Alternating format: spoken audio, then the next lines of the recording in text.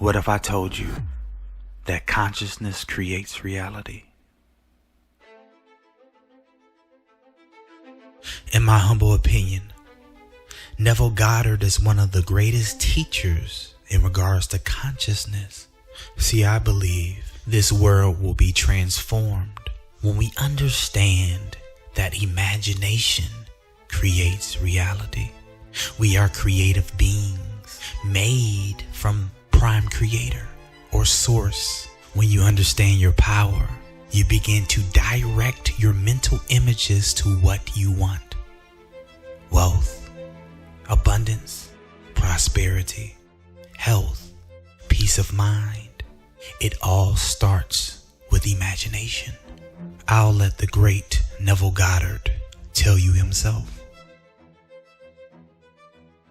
It may seem incredible, but it is true. The world in which we live is a world of imagination. In fact, life itself is an activity of imagining. All that we behold, though it appears without, it is within, in our imagination, of which this world of mortality is but a shadow.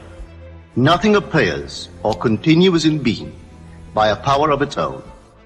Events happen because comparatively stable imaginal activities created them, and they continue in being only as long as they receive such support. Therefore, the secret of imagining is the greatest of all problems, to the solution of which everyone should aspire. For supreme power, supreme wisdom, and supreme joy lie in the solution of this great mystery. When man solves the mystery of imagining, he will have discovered the secret of causation, and that is, imagining creates reality. Divine imagining and human imagining are not two powers at all, but one. The valid distinction which exists between them lies not in the substance with which they operate, but in the degree of intensity of the operant power itself. Acting at high tension, an imaginal act is an immediate objective fact. Keyed low, an imaginal act is realized in a time process. Human history, with its forms of governments, its revolutions, its wars, and in fact the rise and fall of nations, could be written in terms of the imaginal activities of men and women. All imaginative men and women are forever casting forth enchantments, and all passive men and women who have no powerful imaginative lives are continually passing under the spell of their power. If imagination is the only thing that acts or is in existing beings or men, as Blake believed, then we should never be certain that it was not some woman treading in the winepress who began that subtle change in men's minds, or that the passion because of which the earth has been drenched in blood did not begin in the imagination of some shepherd boy, lighting up his eye for a moment before it ran upon its way. The future is the imaginal activity of man in its creative march. Imagining is the creative power, not only of the poet, the artist, the actor, and orator, but of the scientist, the inventor, the merchant, and the artisan. Its abuse in unrestrained, unlovely image-making is obvious, but its abuse in undue repression breeds a sterility which robs a man of actual wealth of experience. Imagining novel solutions to ever more complex problems is far more noble than to restrain or kill out desire. Life is the continuing solution of a continuously synthetic problem. Imagining creates events. Our world, created out of men's imagining, comprise unnumbered warring beliefs. Therefore, there can never be a perfectly stable or static state. Today's events are bound to disturb our yesterday's established order. Imaginative men and women invariably unsettle a pre-existing peace of mind. Hold fast to your ideal in your imagination. Nothing can take it from you but your failure to persist in imagining the ideal realized. Imagine only such states that are of value or promise well. To attempt to change circumstances before we change our imaginal activity is to struggle against the very nature of things. There can be no outer change until there is first an imaginal change. Everything we do, unaccompanied by an imaginal change, is but futile readjustment of surfaces. Imagining the wish fulfilled brings about a union with that state, and during that union we behave in keeping with our imaginal change. This shows us that an imaginal change will result in a change of behavior. However, our ordinary imaginal alterations, as we pass from one state to another, are not transformations, because each of them is so rapidly succeeded by another in the reverse direction. But whenever one state grows so stable as to become our constant mood, our habitual attitude, then that habitual state defines our character and is a true transformation. Now let me call your attention to the design on the cover of this record. You will notice a man sitting on a park bench, imagining himself to be in a home. This is the secret of those who lie in bed awake while they dream things true. They know how to live in their own dream house until, in fact, they do. Man, through the medium of a controlled waking dream, can predetermine his future. That imaginal activity of living in the feeling of the wish fulfilled leads man across a bridge of incident to the fulfillment of the dream. If we live in the dream, thinking from it and not of it, then the creative power of imagining will answer our adventurous fancy, and the wish fulfilled will break in upon us and take us unawares. Man is all imagination. Therefore, a man must be where he is in imagination, for his imagination is himself. To realize that imagination is not something tied to the senses or enclosed within the spatial boundary of the body is most important. Although man moves about in space by movement of his physical body, he need not be so restricted. He can move by a change in what he is aware of. However real the scene on which sight rests, man can gaze on one never before witnessed.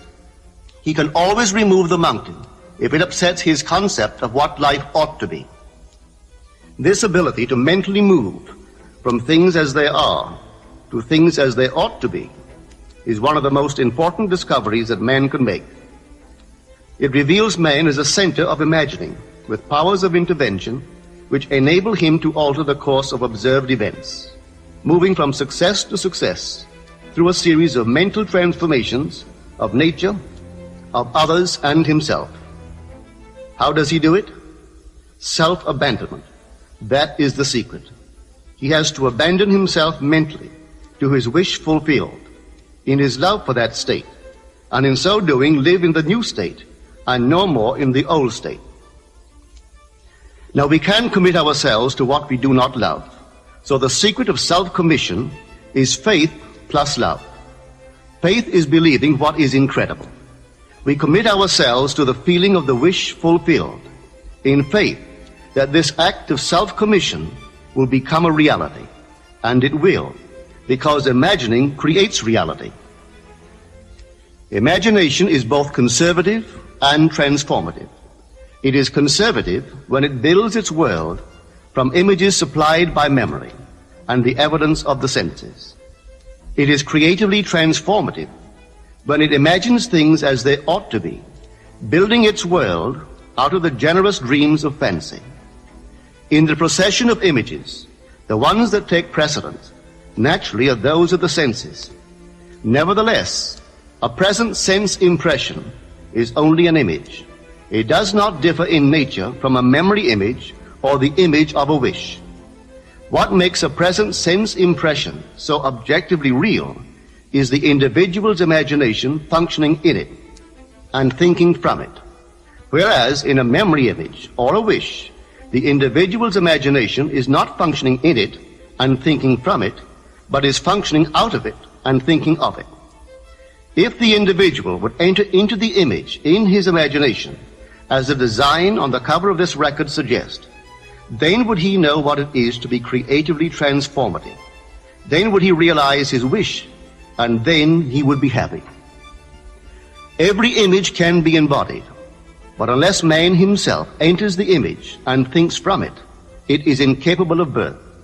Therefore, it is the height of folly to expect the wish to be realized by the mere passage of time. That which requires imaginative occupancy to produce its effect obviously cannot be effected without such occupancy. We cannot be in one image and not suffer the consequences of not being in another. Imagination is spiritual sensation. Enter the image of the wish fulfilled, then give it sensory vividness and tones of reality by mentally acting as you would act were it a physical fact. Now, this is what I mean by spiritual sensation. Imagine that you are holding a rose in your hand. Smell it. Do you detect the odor of roses? Well, if the rose is not here, why is its fragrance in the air? Through spiritual sensation, that is, through imaginal sight, sound, scent, taste, and touch, man can give to the image sensory vividness. If he does, all things will conspire to aid his harvesting. And on reflection, he will see how subtle were the threads that led to his goal. He could never have devised the means which his imaginal activity used to fulfill itself. If man longs to escape from his present sense fixation, to transform his present life into a dream of what might well be, he has but to imagine that he is already what he wants to be, and then feel the way he would expect to feel under such circumstances. Let him, like the make-believe of a child who is remaking the world after its own heart, create his world out of pure dreams of fancy. Let him mentally enter into his dream. Let him mentally do what he would actually do were it physically true. He will discover that dreams are realized not by the rich, but by the imaginative. Nothing stands between man and the fulfillment of his dreams but facts, and facts are the creations of imagining. If man changes his imagining, he will change the facts. Man and his past are one continuous structure. This structure contains all of the facts which have been conserved and still operate below the threshold of his surface mind. For him, it is merely history. For him, it seems unalterable, a dead and permanently fixed past. But for itself, it is living. It is part of the living age. We cannot leave behind us the mistakes of our past, for nothing disappears. Everything that has been is still in existence. The past still exists, and it gives and still gives its results. Man must go back in memory, seek for and destroy the causes of evil however far back they lie. This going into the past and replaying a scene of the past in imagination as it ought to have been played the first time, I call revision. And revision results in repeal. Changing our lives means changing the past. The causes of the present evil are the unrevised scenes of the past. The past and the present form the whole structure of man. It is carrying all of its contents with it. Any alteration of content will result in an alteration in the present and future. Live nobly, so that mind can store a past well worthy of recall. Should you fail to do so, remember, the first act of correction or cure is always revise. If the past is recreated into the present, so will the revised past be recreated into the present. Or else, the promise that though your sins are like scarlet, they shall be as white as snow, is a lie. The question may arise as to how by representing others to ourselves as better than they really were, or mentally rewriting a letter to make it conform to our wish, or by revising the scene of an accident, the interview with the employer, and so on, could change what seems to be the unalterable facts of the past. But remember my claims for imagining. Imagining creates reality. What it makes, it can unmake. It is not only conservative, building a life from images supplied by memory. It is also creatively transformative, altering a theme already in being. The parable of the unjust steward gives the answer to this question. We can alter our world by means of a certain illegal practice, by means of a falsification of the facts, that is, by means of a certain intentional alteration of that which we have experienced. And all this is done in one's own imagination. This is a form of falsehood which not only is not condemned, but is actually approved in the gospel teaching. By means of such a falsehood, a man destroys the causes of evil and acquires friends. And on the strength of this revision, proves, judging by the high praise the unjust steward received from his master, that he is deserving of confidence. Because imagining creates reality, we can carry revision to the extreme and revise a scene that would be otherwise unforgivable. We learn to distinguish between man, who is all imagination, from those states into which he may enter. An unjust steward, looking at another's distress, will represent the other to himself as he ought to be seen. Were he himself in need, he would, like the man on the cover of this record, enter his dream house in his imagination and imagine what he would see and how things would seem and how people would act after these things should be. Then in this state, he would fall asleep, feeling the way he would expect to feel under such circumstances. Would that all the Lord's people were unjust stewards, mentally falsifying the facts of life to deliver individuals forevermore. For the imaginal change goes forward until at length the altered pattern is realized on the heights of attainment. Our future is our imaginal activity in its creative march. Imagine better than the best you know.